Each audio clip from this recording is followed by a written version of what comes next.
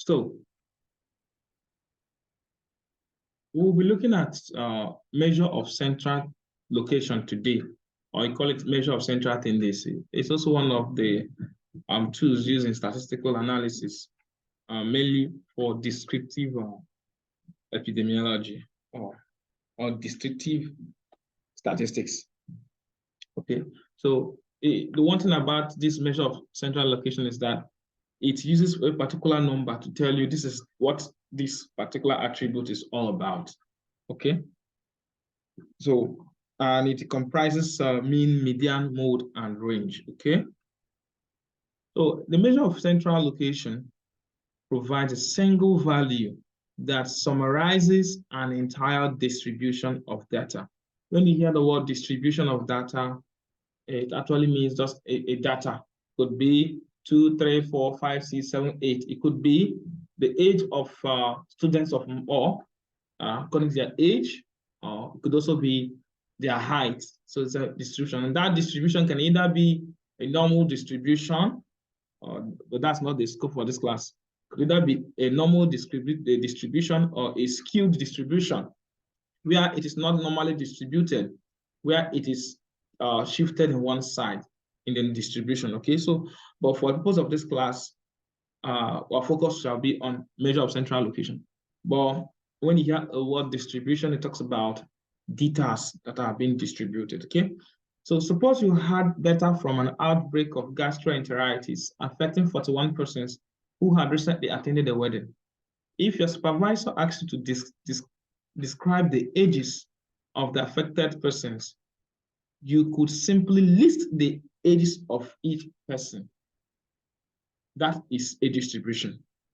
Alternatively, your supervisor might prefer one summary number. Tell me, what is the average age of those persons who came down with this condition? Let's say Chinyere came, she's 40. Adobe came, she's 20. Adamu came, he is 42. Lawa came, he is 33.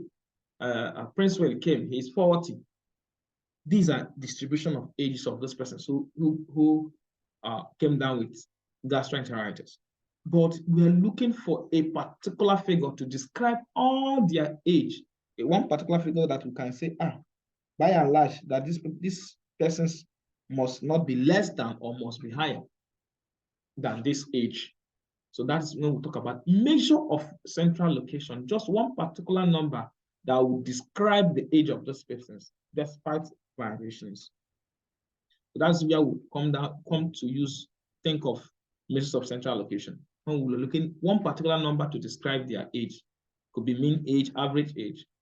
So alternatively, your supervisor might prefer one summary number, a measure of central location, saying that the mean or average age was 48 years rather than reciting 41 age, 42, 29, 30.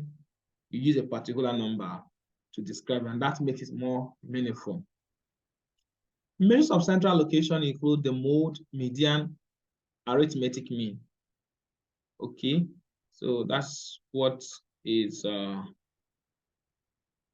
all about. Okay, then we can also, it also includes mid-range and geometric mean, but here we're not looking at geometric mean, so we're deleting it. We're not looking at geometric mean. Okay, selecting the best measure to use for a given distribution depends largely on two factors. One, the shape or skewness. As I was saying earlier, a data can be skewed, like this. It is not normally distributed. What we mean by a normal distribution is that is something, how do I explain this now? Let's say a data should be normally distributed like this. With here being the 0. Here 1 plus 1. Here is plus 1. Okay, here is plus 1. Then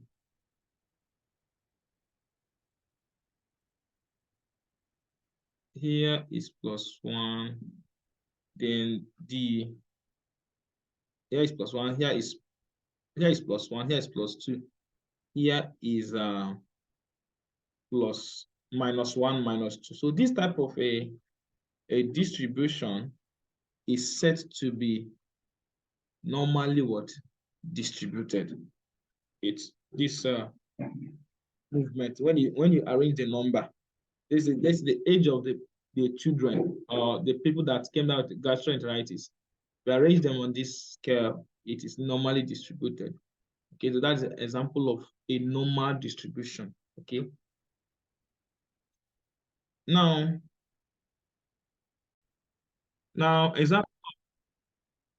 example of a skewed data or skewness of data is when the data is not normally distributed. Take for example, a data now is now like this.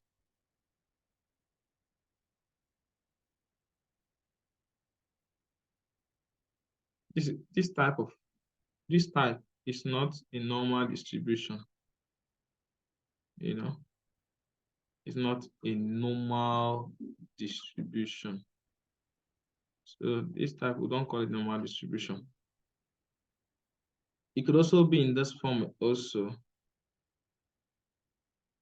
could also be in this form.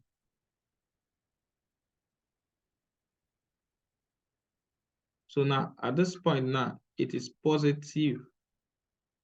Okay, it is positive.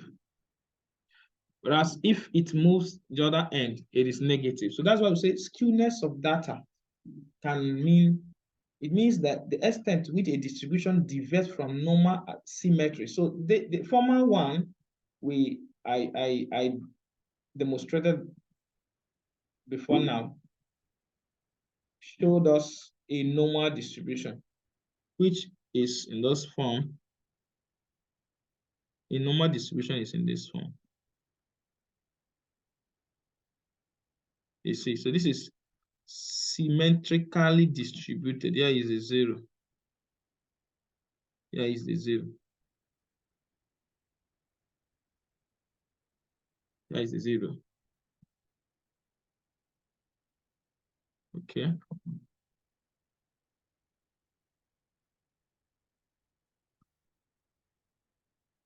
So this one is not symmetrically what?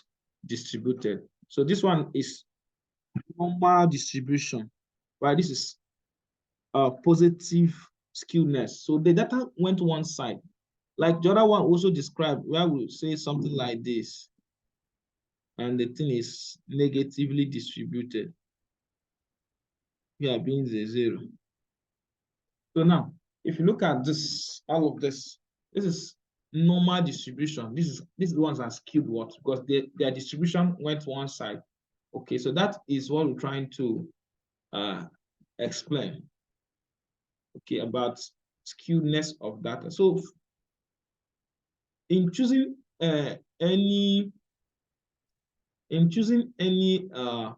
measure of central location, you must consider the skewness of data. Is the data normally distributed or is the data skewed? If the data is skewed, that means you have to consider using a particular measure of central location. And what can cause a data to have a skew? Let's say in an age distribution now, 10 persons were within the age of 1, 2, 3, 4, 5, 6. Then the 10th person now had 40. You see it will drag the distribution one side. And that number is known as an outliner. Okay? So for you to choose any measure of central location, you must consider the skewness of the data and what you want to use that measure for. Okay? So first of all, let's look at mode. We know that mode is the highest occurrence in a distribution. Like this is a distribution now. Got a distribution 2, 3. So if you distribute this thing around that explanation we gave earlier now, find out that it would be normally distributed. Okay. Okay. And there's no outlier here. But let's say we came here and we had 45. Let's say we had 45 here. So this 45 now, is an outliner. Okay. So now says the mode is the value that occurs most often in a set of data. It can be determined by simply tallying the number of times each value occurs. For example, the number of doses of diphtheria pertussis vaccine, okay, in a particular village is this, the total number of DPT that were given in a particular village. 2 children received no doses. These are now, this first child, this second child, third child, fourth child, fifth child, sixth child, seventh child, eighth child, until 17. Okay? 17 of them. 1, 2, 3, 4, 5, 6, 7, 8, 9, 10, 11, 12, 13, 14, 15, 16, 17. So 17 of these children received DPT. Only 2 of the children that were sampled did not receive any vaccine of DPT, and that's called 0-dose DPT child. Then this one's 1-dose child, and the full doses is 3 times. In the normal vaccination now, the penta is 3 times. So this is a 0-dose child. This is a dose child. This is 2 and 3 and 4-dose child who receive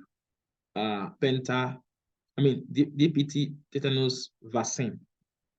So the 2 children receive no doses. 2 children receive 1 dose and all of that. So how then you say calculate the mode? From here, you find out that the most occurring is 3. The most occurring is what? 3. So therefore, 3 is the mode.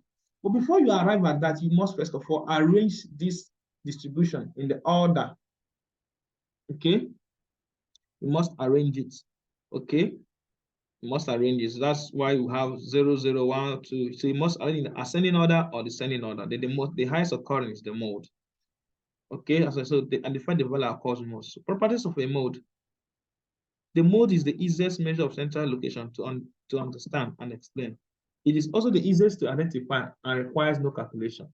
The mode is the preferred measure of central location for addressing which value is the most popular or the most common. Okay? So that's all over. So the mode is used almost exclusively as a descriptive measure. So it's only describing, telling you what it saw. So from that distribution above, the mode is telling us that the number of children who received 3 doses of DPT are more. So it's now what? Describing. So that's one of the importance of the mode. And also, the mode is not typically affected by 1 or 2 extreme values. Those extreme values are known as outliers. Let's say another child received 9 doses, and that child received 35 doses, and that child received 10 doses. These are all outliers, but it will not affect it. As far as the highest occurring is this, it is not being affected by any of these outliers, whether that is 5, 9, or 10. Unlike in mean, where this thing will affect it, because by the time you sum them up, let's say by the time you sum all of this, or what will give you will be different from what when you have added these bigger values. It will shift it away. Okay, so that's it's not affected by outliers. Okay. Then let's talk about median. The median is the middle value of a set of data that has been put into ranked order. Okay, similar to the median on a highway that divides the road in 2. The statistical median is the value that divides the data into 2 halves. Yes, with 1 half of the observations being smaller than the median value, and the other half being larger. So the median is also known as the 5th percentile of the distribution. Okay, take for example, suppose you have the following ages in years for patients with particular illness. Look at their age now: 4, 23, 28, 31, and 32. Now, these are the ages of, let's say, a patient who had typhoid. Okay, so we want to find the median age. What you just do is to divide into 2. Now, if you color here, we're having 2 color here. We're having 2. So the middle number is 28. So now the median age is what? 28. So because it's the middle value. Okay. Okay, let's say we also have another one here, 45. Now we're having 2 sets of numbers in between. For us to find the median, we add these 2 together and divide by 2. Whatever it gives us is the what? The median. So these are the steps. So arrange the observation into increasing or decreasing order. Find the middle position of the distribution by using the formula middle position n plus 2 divided by 2. If the number of observations is odd, the middle position falls on a single value. But if the number of observations is even, the middle position falls between 2 observations. So what this actually means, that's what I'm explaining. Let's say 1, 2, 3, 4, 5. This is an odd number. So therefore, the middle value is the median. But by the time we added 45, 1, 2, 3, 4, 5, 6, so it's an even number. So therefore, you add these 2 and divide by 2. So that's what that is explained. That section is actually explaining. Okay, so that's how you find the median. So properties of a median. The median is a good descriptive measure. Yes, it can describe. You have already described the age or the median age of those patients with typhoid. Says it's 28. So particularly for data that are skewed, says median is a good descriptive measure, particularly for data that are what skewed, because this is the central point of distribution. You understand when data is a skewed data. So the median is relatively easy to identify. It is equal to either a single observation value, if odd number of observations, or the average of 2 observed values. The median, like the mode, is not generally affected by 1 or 2 extreme values or outliers. Yes, let's say here now we had another woman who is 100 of 100 years. It does not really affect this thing. Okay, well, we also have another one here, 200. Let me say, let's say 98. 98. So last, this thing will never affect it because if you still count again, 1, 2, 3, 1, 2, 3, you still fall within 31. It's not even closer to these bigger numbers. So, but if it is a mean now, if you add 100 to the sum of all this, it will change. So it's not affected by these numbers known as what? Lines. Okay. So that is what it's trying to let us know here. So it's not affected by. So you can read up. See, for example, if the value on the previous page had been 423 to 8131 instead of 31, the median will still be 28. Okay, so the median has less than ideal statistical properties, therefore it is not often used in statistical manipulation analysis. So you don't use it in manipulation and analysis. That is why he said before you choose any of these methods, you must consider one, is the data skewed? If the data is skewed, you are likely going to use the one that's not affected by skewness of the data. Okay, you are likely not to use the one that's not affected by the skewness of the data, which could either be mode or median. And then intended use, if it is for descriptive purposes, you can use median mode. But if it's for analytical purposes, you cannot use median and mode. Cannot, because it does not analyze. That's what that statement that was actually telling us then. Okay, so now let's look at arithmetic mean. The arithmetic mean is a more technical name for what is more commonly called the mean average. The arithmetic mean is the value that is closest to all the other values in the distribution. Method for calculating the mean: add all the observed values in the distribution, divide the sum by the number of observations. Take, for example, let's take this example now. If we add up everything here, let's say 4 plus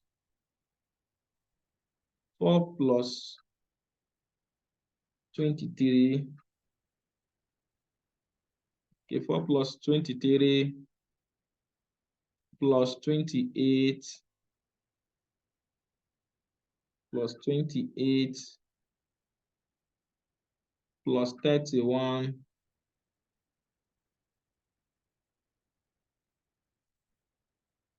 plus 32 to give us 118.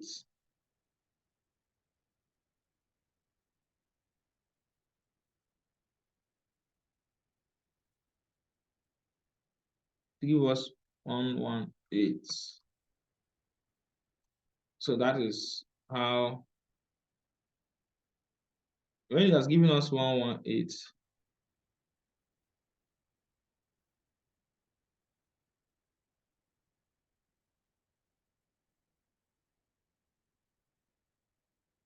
when it has given us 118, we divide this 118 by total of this, which is 1, 2, 3, 4, 5. Divide by 5. It gives us, when you divide it by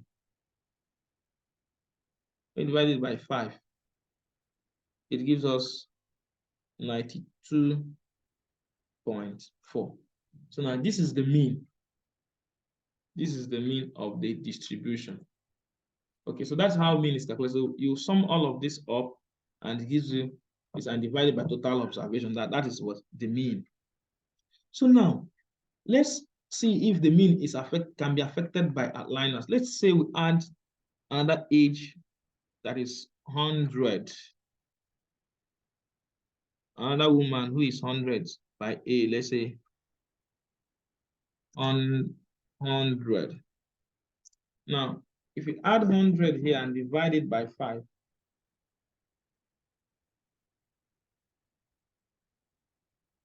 let's say add it 100 plus 100. Okay, divide by 5.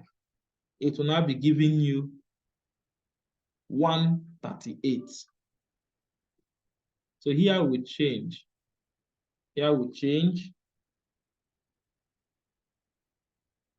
Here we change to 187. Divide by 5. Now be giving you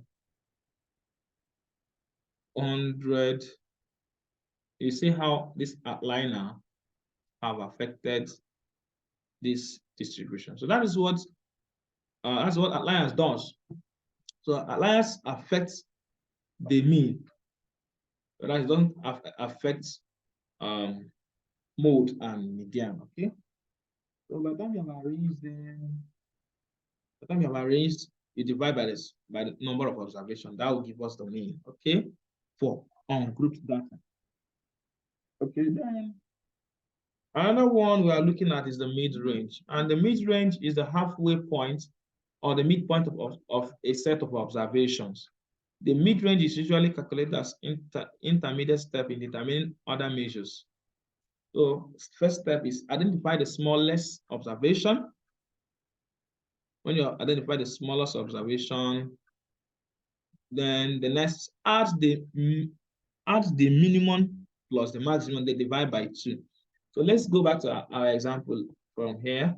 Now, if you want to find the range, you get the maximum and the minimum. The maximum here is 32 minus the minimum. Okay. So, I mean, the maximum here is 32, and then the minimum is 42. And it says, identify the smallest minimum observation and the largest minimum. Add the minimum plus the maximum and divide by 2. So if you add the 2 together, 32 plus 4 is 36, divide by 2. Okay. It will give you the mid range. So that's 18. Okay, so that is how it's been. So identify the smallest observation and the largest, add the minimum plus the maximum, divide by 2. Okay, so that's all about the mid-range. Now, selecting the appropriate measure. Measures of central location are single values that summarize the observed values of distribution. The mode provide the most common value The median provides the central value. The arithmetic mean provides the average value. The mid-range provides the midpoint value. And the, okay, we didn't talk about geometric mean here in this class. So the mode and median are useful as descriptive measures. However, they are not often used for further statistical manipulations. In contrast, the mean is not only a good descriptive measure, but it also has good statistical properties. The mean is used most often in additional statistical manipulations. Okay? Why the arithmetic mean is the measure of choice when data are normally distributed. The median is the measure of choice for data that are not normally distributed. Okay? So that's what we've explained earlier before now. So that's all about measure of central tendency. So whenever you talk about measure of central location or tendency, try to talk about a single number describing a distribution. Okay, so that is all about. Thank you.